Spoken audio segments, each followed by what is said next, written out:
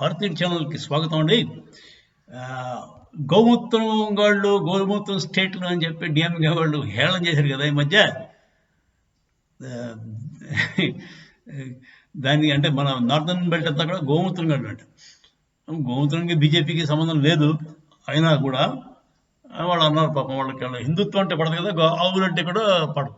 ఇప్పుడు ఈ మధ్య కాలంలో జపాన్ కంపెనీ ఇంటర్స్టెల్లార్ టెక్నాలజీస్ అనే కంపెనీ, స్టార్టప్ కంపెనీ, అది ఒక బ్రహ్మాండమైన డిస్కవరీ చేసింది.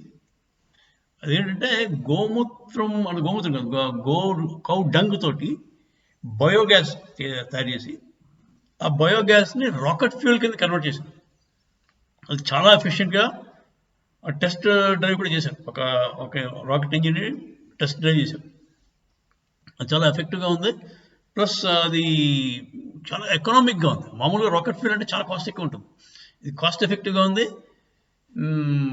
పర్ఫార్మెన్స్లో బాగుంది, తర్వాత ఏమో అది ఎకో ఫ్రెండ్లీ. 3 అడ్వాంటేజ్.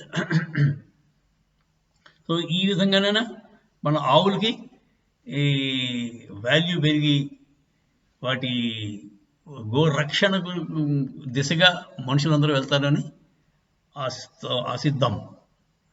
ఇది గోవులు ఎప్పటి నుంచో చాలా శ్రేష్టమైనవి మన వాళ్ళు ఎందుకు మొత్తుకుంటున్నారు? ఎందుకు? వాటి నుంచి వచ్చినవన్నీ కూడా అమృతాలే, చాలా యూస్ఫుల్. అది మనకు వాడడం చేతకాక అదేదో పనికిరంది గోమూత్రం అంటే గోమూత్రం మీద బోల్డ్ పేటెంట్లు ఉన్నాయి. మనవాళ్ళు కాదు, మన పసుపుని పేటెంట్ చేసేసాడు. కొన్నాడు పోతే మీరు గోమూత్రం తాగాలంటే డబ్బులు కట్టుకోవాలి. వాడుకో క్యాడ్బరీ, వాడికి ఈ ర్యాన్ బ్యాక్సీ వాడుకో. అప్పుడు కానీ వీళ్ళకి దోల లేదు.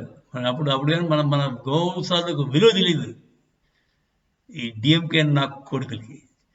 మీకు వీడియో నచ్చినట్టయితే లైక్ చేయండి, షేర్ చేయండి. జై హింద్.